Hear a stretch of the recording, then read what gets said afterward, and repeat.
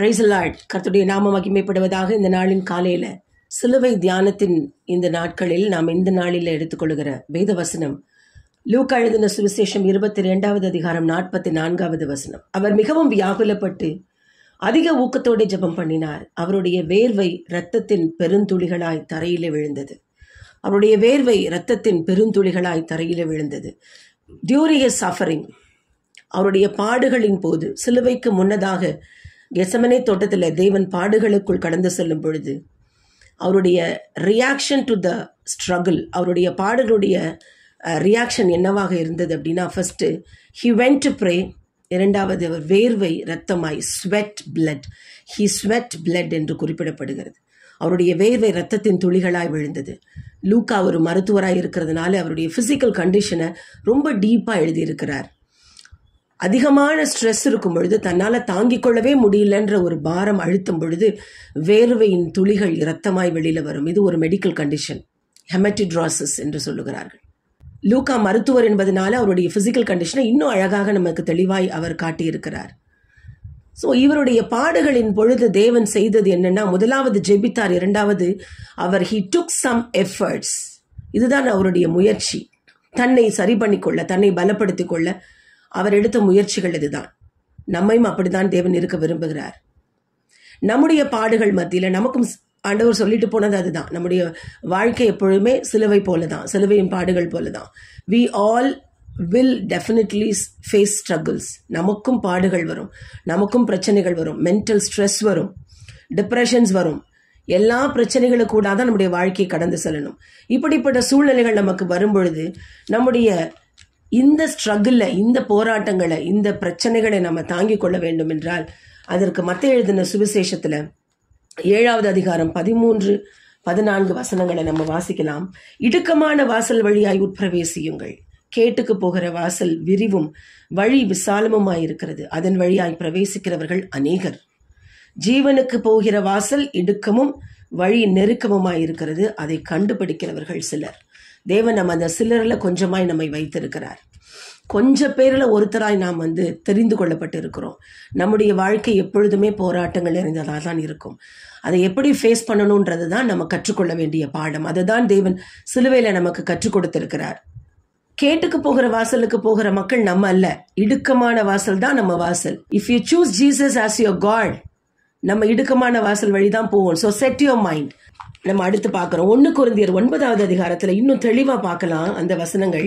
நம்ம எப்படிப்பட்ட போராட்டத்தில் இருக்கிறோம், நம்மளுடைய வாழ்க்கை எப்படிப்பட்டதாக இருக்கிறது. நான் 1 கொரிந்தியர் 9வது அதிகாரம் 25-27 வசனங்களை வாசிக்கிறேன், கேளுங்க. பந்தயத்துக்கு போராடுகிற யாவரும் எல்லாவற்றிலையும் இச்சையடக்கமாயிருப்பார்கள். அவர்கள் அழிவுள்ள கிரீடத்தை பெறும்படிக்கு அப்படி செய்கிறார்கள். நாமோ அழிவில்லாத கிரீடத்தை பெறும்படி அப்படி செய்கிறோம். மற்றவர்களுக்கு பிரசங்கம் பண்ணுகிற நான் தானே ஆகாதவனாய் போகாதபடிக்கு என் சரீரத்தை ஒடுக்கி கீழ்ப்படுத்துகிறேன். கிட்டத்தட்ட ஒரு 2-3 காரியங்களை நம்ம கற்றுக்கொள்ளணும் இதுல. முதலாவது, பந்தயத்துக்கு போராடுகிற ஒருவனை பற்றி இதுல நம்ம பார்க்கிறோம். பந்தயத்துல போராடுகன்னா ஒரு அத்லீட்னு வச்சுக்கோங்களேன். அவன் தன்னுடைய சரீரத்தை எப்படி ஒடுக்குகிறான். செல்ஃப் டிசிப்ளின்டான ஒரு மனிதனாய் இருக்கணும்.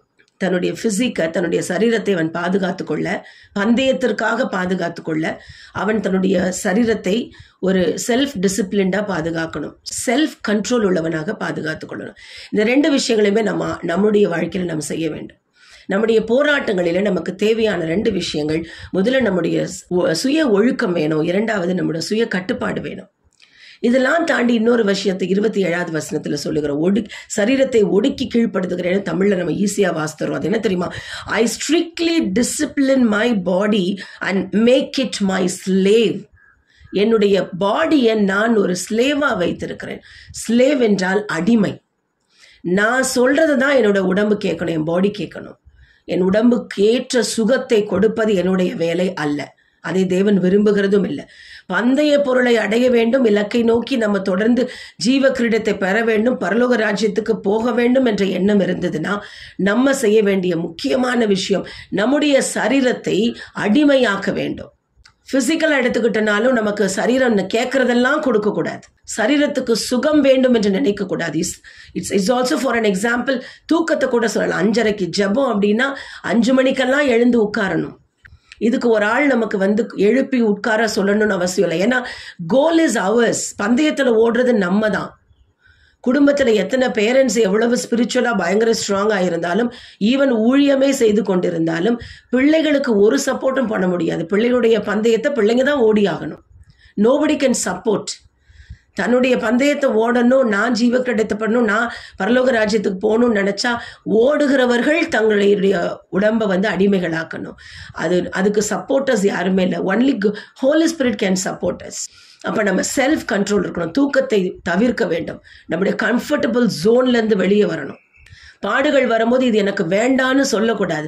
பாடுகள் வேண்டான்னு சொன்னால் பரலோகம் வேண்டான்னு சொல்கிற மாதிரி. ஸோ எல்லா பாடுகளையும் கண்டிப்பாக நம்ம அனுபவித்து தான் ஆக வேண்டும். கம்ஃபர்ட் பொதுவாகவே நம்ம ஒரு விஷயத்தை எடுக்கும் பொழுது, நம்முடைய ஒரு டெசிஷன்ஸ் எடுக்கும் பொழுது நமக்கு எது கம்ஃபர்டபுளோ அதை தான் நம்ம எடுப்போம். நமக்கு எது ரிலாக்ஸ்டாக இருக்கோ அதை தான் எடுப்போம். கஷ்டமான பாதைக்குள் கடந்து செல்வது நமக்கு விருப்பமே இருக்காது. கஷ்டமில்லாமல் ஷார்ட்கட்ஸ் என்ன இருக்குன்னு பொதுவாக அப்போ இந்த காலத்தில் இருக்கிற எல்லாருடைய ட்ரெண்டும் மைண்ட் செட்டுமே அப்படி தான் ஆயிடுச்சு. ஏன்னா நம்முடைய உலகம் நமக்கு நிறைய சந்தோஷங்களை காட்டுது. நம்மளோட வேர்ல்டு நமக்கு வெளியில் போயிட்டோம்னா உலகம் நமக்கு நிறைய நம்ம கம்ஃபர்டபுள் ஆகிறதுக்கு நமக்கு நிறைய விஷயங்கள் இருக்குது. ஃபார் எக்ஸாம்பிள் 3 மணி நேரம் தியேட்டரில் உட்காந்தா நமக்கு சந்தோஷம். ஒரு மூவி பார்த்தா நமக்கு சந்தோஷம். So we want to get some relaxation, we'll go for that. இந்த ரிலாக்ஸேஷனை தேடி தான் உலகமே ஓடிட்டு இருக்கு. நம்முடைய ரிலாக்ஸேஷன் அப்படி இல்லை.